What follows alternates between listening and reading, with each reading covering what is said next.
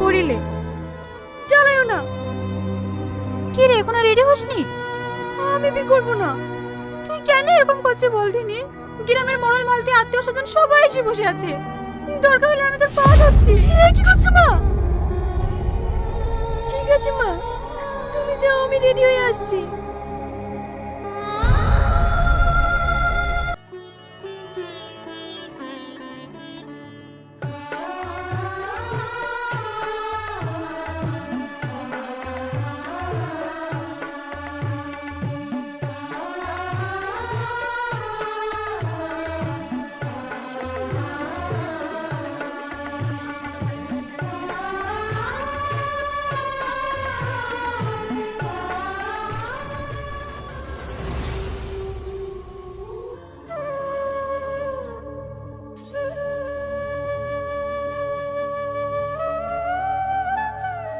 ভাবি, আমি তুহিনাকে অনেক ভালোবাসি।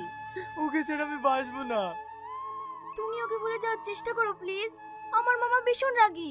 এই সম্পর্কটা ও কখনো মেনে নেবে না। আর তাছাড়া ওরা অনেক বড় লোক। না ভাবি, আমি তুহিনাকে কখনো ভুলে যেতে পারবো না। আমি এক্ষুনি যাবো তুহিনাতে বাড়ি।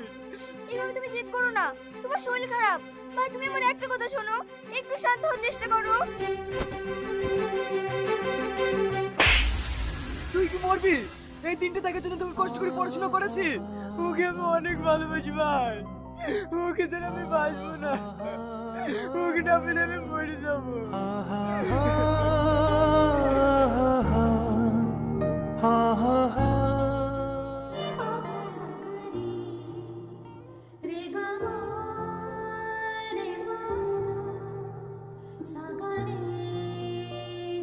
কি রে তুই না, এত সকালে সেজেগুজি কোথায় যাবি?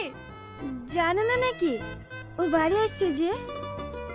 আহ, রিয়া সৌদি থেকে আজ বাড়ি আসছে? হ্যাঁ। যাক, শেষমেশ আজ তাহলে তো দিন গুনা শেষ হলো। হে, এবার বিয়েটা করি ফেল। ভাবি, বলে ভাবালে বিয়ের কথা শুনতেই লজ্জায় মুখ লাল হয়ে গেল যে। ঠিক কথা পড়েছিস রে, দেখে আজ তোকে খুব সুন্দর লাগছে। দেখবি তোর দিক থেকে রিয়াজ চোখ সরাতেই পারবে না।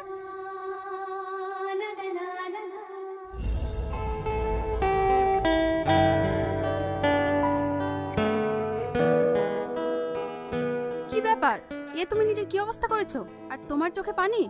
যে ছেলেটা কোনোদিন সিরিয়াস নেয় না, তার আজ কি অবস্থা দেখছি। দেখো, তোমরা এখন আর কি মারো না। আমার কিছু ভালো লাগছে না। এখান থেকে যাও। যাক, এটা দেখেও ভালো লাগছে যে তুমি সত্যিকারের কাউকে ভালোবেসেছো। হ্যালো, তুই তুই কেন ফোন করেছিস? এত অপমান করার পরে আর কে চাস? আমি যেটা বলছি সেটা শোনো। আমার আব্বা রিয়াজকে মারার